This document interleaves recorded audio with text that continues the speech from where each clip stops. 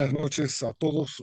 Quiero darles la más cordial bienvenida a este nuevo diálogo del convocado por el grupo Marcos Escudero. Agradezco muchísimo la presencia de Carlos Cordero, conocido politólogo boliviano, autor de varios textos, varios libros y asesor varias veces también de parlamentarios y de comisiones parlamentarias y por supuesto también docente universitario, de las figuras más conocidas en la radio y televisión boliviana cuando se trata de comentar temas políticos. Gracias, Carlos, por estar con nosotros. El tema de hoy día es sin duda un tema muy, muy importante. Como ustedes recordarán, la realización del censo ha sido motivo de conflictos masivos y en algunos casos bastante violentos en el país, y en gran medida se debe a que por razones de legislación constitucional inclusive, los datos del censo son determinantes de los mecanismos de distribución de recursos y también de asignación de escaños, es decir, contribuyen a definir los métodos de asignación de recursos políticos y de representación política en el país. Entonces, el tema del censo es un tema importante y que seguramente va a tener influencia sobre esos asuntos y por supuesto también va a provocar algunos conflictos, porque aunque este es un país en el que nadie confía mucho en sus autoridades y menos en sus diputados y senadores, cuando se trata de quitarles uno a un departamento, a una región, pues se sienten ofendidos, relegados, etcétera, ¿no? Y ahí tenemos una serie de problemas que emergen a raíz del tema del censo. El tema entonces es un tema interesante, es un tema importante, y la intención de este evento es ver si es que podemos anticiparnos un poco a la posible emergencia de conflictos sociales, conflictos políticos, que seguramente van a involucrar a actores regionales, actores locales, a municipios, en fin, esa es la intención, y ver si es que a partir de esta identificación de las posibles fuentes de conflictos, podemos desde los distintos lugares que nos toca trabajar, influir y discutir en el país, quizás podamos cooperar, ayudar a una transición democrática, una transición de sistemas que sea mucho más pacífica, tolerante, respetuosa y reflexiva. Carlos, bienvenido otra vez y gracias por estar con nosotros. Pues muchísimas gracias. De verdad es muy satisfactorio reflexionar con académicos, con personas preocupadas por la gobernabilidad, el buen funcionamiento de nuestras instituciones políticas y con un tema tan álgido, tan delicado como es el censo y la representación política. Yo tengo primero, la primera parte, un repaso histórico muy breve respecto al censo y su impacto en la representación política, y luego las consideraciones respecto este censo 2025, ¿no? Y algunas, pues, expectativas un poco sombrías que tengo respecto del censo. Uno, eh, evidentemente se ha instalado en la ciudadanía la idea de que hay una relación importante entre la información censal y la elaboración de políticas públicas. Esto está en entredicho porque se han desarrollado en Bolivia muchísimas políticas públicas, la mayoría eh, sin necesidad de recurrir a los datos censales. Más bien los datos censales se han politizado al extremo de que, por ejemplo, el censo del año 2012, que es el que está en sus datos absolutamente vigente, tuvo una peculiar forma de socialización, de conocimiento. Uno, a las pocas semanas, creo que un par de semanas en que fueron después de realizado el censo, el ex presidente Evo Morales, asesorado seguramente por su ministro de gobierno, dio una conferencia de prensa y dio resultados preliminares. En estos resultados preliminares colocaba a Santa Cruz como el departamento con mayor población y a La Paz en un segundo lugar. Mucha gente se sorprendió, pero bueno, eran los resultados del censo. Esa información generó obviamente mucho entusiasmo en Santa Cruz, en sentido de que el censo le estaba dando la razón para ya en el año 2012 y de cara a las elecciones 2014, demandar un mayor número de escaños. Pues los ánimos fueron rápidamente enfriados, es decir, en menos de 6 meses el Instituto Nacional de Estadística rectificó los datos que había dado el señor Evo Morales, en sentido de que Santa Cruz no estaba en el primer lugar y en realidad estaba La Paz, es decir, hubo un ajuste de información y esto cayó muy mal a Santa Cruz. No fue suficiente porque al cabo de un año recién se hicieron conocer resultados oficiales, esta vez por parte del INE, y el señor presidente y el gobierno no salieron a dar explicaciones del por qué la contradicción entre la primera conferencia de prensa dada por el presidente del Estado plurinacional y los ajustes, la información que daba el INE y esta información tan contradictoria. Al año, como decía, hubo una información oficial por parte del INE que realizaba un tercer ajuste a los resultados del censo. Evidentemente hay una relación jurídica, legal y política entre datos censales y representación política. En la ley se especifica con claridad que se podrá hacer o se realizará un ajuste en la reasignación de escaños a partir de los datos censales.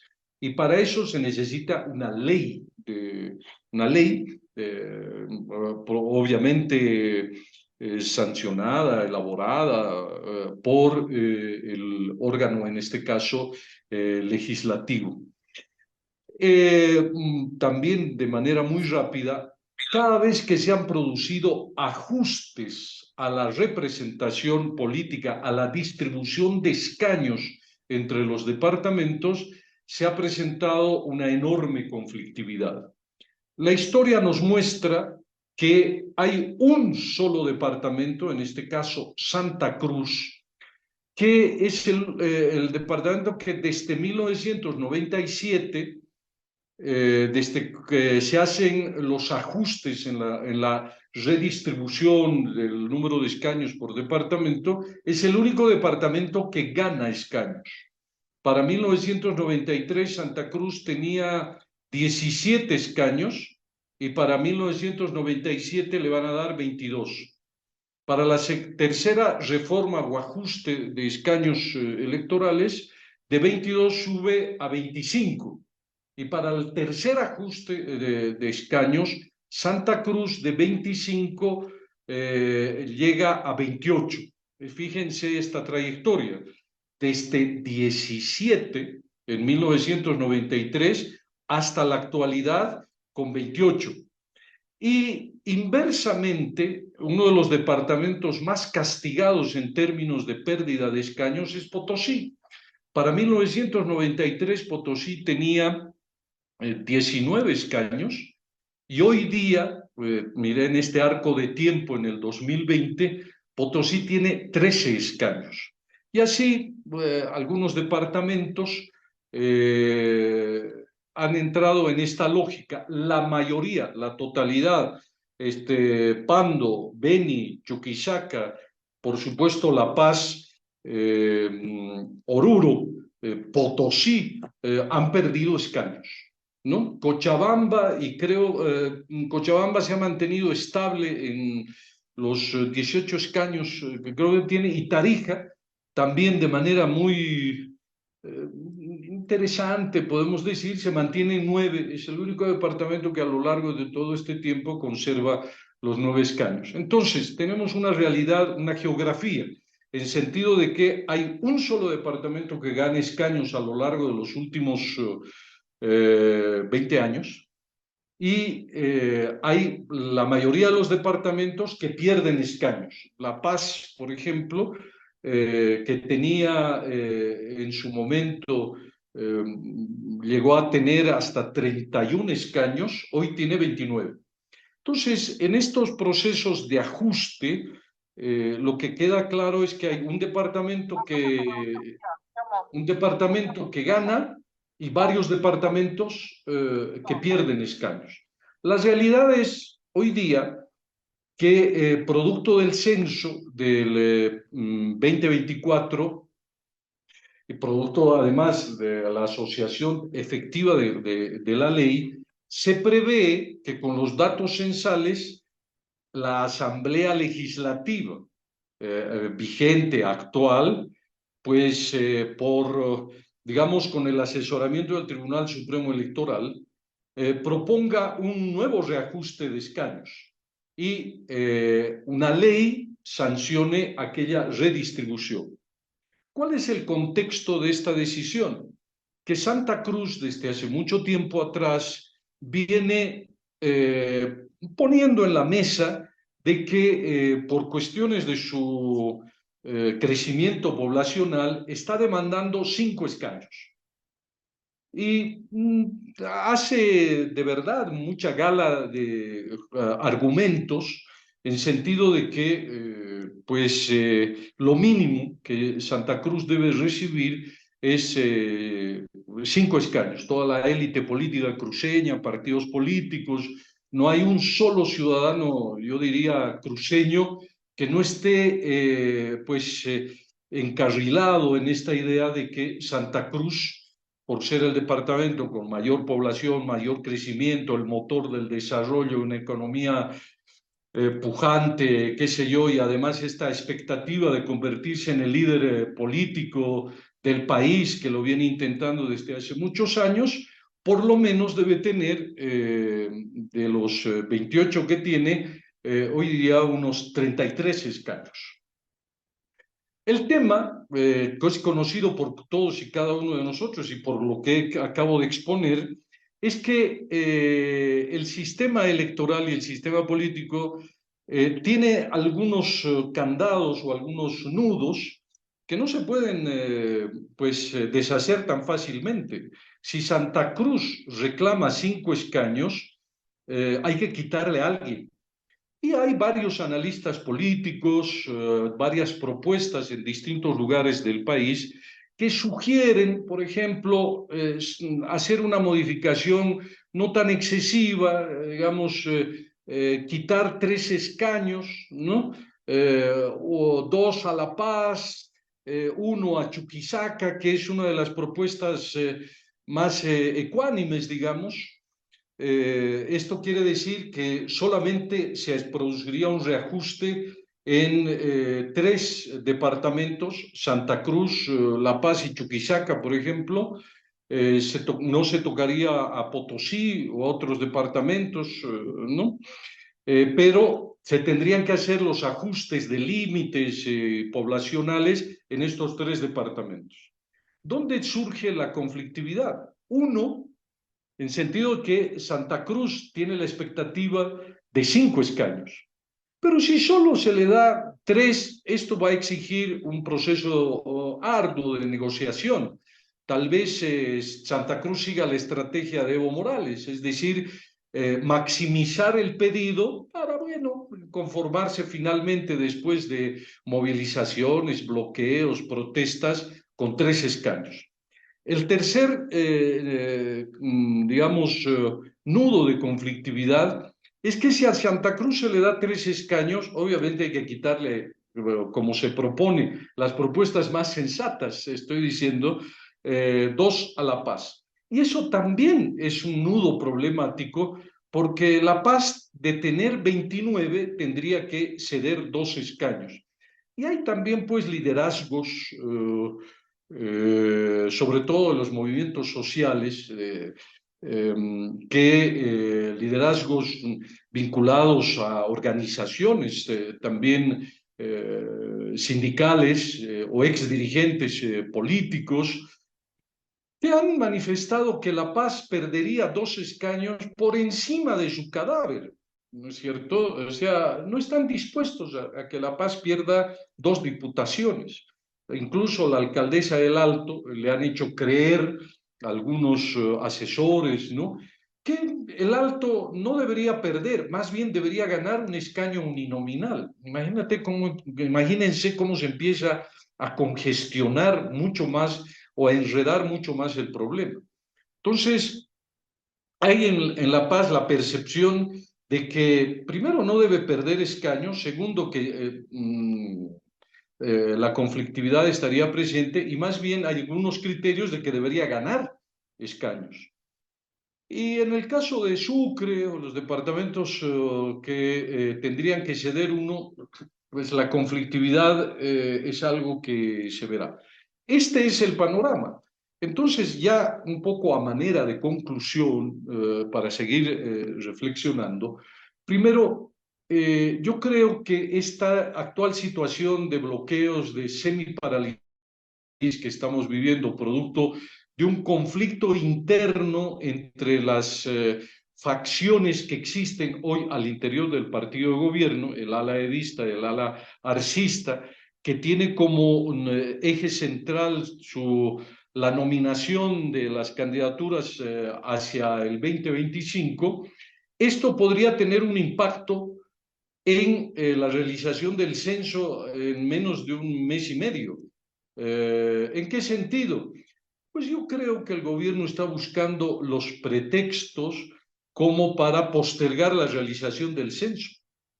Es decir, postergar el censo 3 meses, 5 meses, 6 meses, ¿no? Entonces, el actual clima de conflictividad podría ser un argumento para el gobierno para postergar la realización del censo. Supongamos que esta hipótesis es un poco descabellada de mi parte y el censo se realice el 23 de marzo como estaba previsto. El tema es que no es suficiente la realización del censo, sino que la información censal tiene que hacérsela oficial. Es decir, cuidado que estemos en un escenario muy parecido al del año 2012, que en un mes el INE o el presidente Arce diga nos dé resultados, pero que no sean oficiales. Y dentro de 6 meses finalmente se den los resultados oficiales y ahí vengan las sorpresas. ¿Dónde creo que está el mayor punto de conflictividad? Primero, bueno, que yo creo que el gobierno del presidente Arce no quiere entrar a este escenario de redistribución de escaños. Puede querer y puede estar animoso en hacer el censo, pero el problema político de redistribuir, de decirle a Santa Cruz, no te puedo dar 5, te voy a dar 3, y entrar en esa pugna, no, nosotros queremos 5, no queremos 3, a La Paz decirle te voy a quitar 2, a Chuquisaca te voy a quitar 1, a los otros departamentos no les voy a mermar sus escaños. Ese escenario creo que con todos los problemas que tiene, digamos, jerarquizando los intereses y los problemas gubernamentales, al presidente Arce lo que le interesa es su nominación presidencial y no tener al frente o tener al frente a un adversario político desgastado como es Evo Morales. El presidente Arce es el único que ha sacado del escenario político a alguien que parecía hasta hace poco tiempo absolutamente intocable, como es Evo Morales, ¿no? Entonces, entrar a un escenario político de redistribución de escaños, yo creo que es algo que no desea el partido de gobierno, que no desea el presidente. Entonces, esta es la situación de contexto. Bueno, supongamos que se llegue a un razonable, primero, exista la información oficial por parte del censo, que mediante una ley se reconozca oficialmente cuáles son los resultados electorales. Santa Cruz tiene 3,5 millones, La Paz tiene 3,2 millones, está en un segundo lugar. Uno. Segundo, ahí hay que recién entrar al debate de la reasignación de escaños. Primero tiene que haber una ley que reconozca oficialmente los resultados del censo. Dos, tiene que haber una ley de redistribución de escaños, ¿no?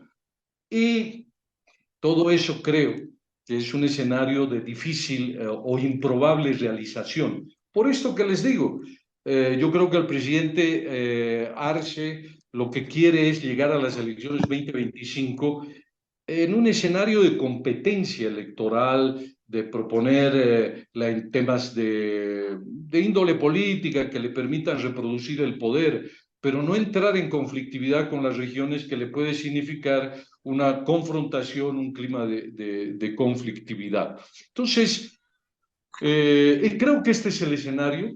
Es un poco, como les decía, sombrío.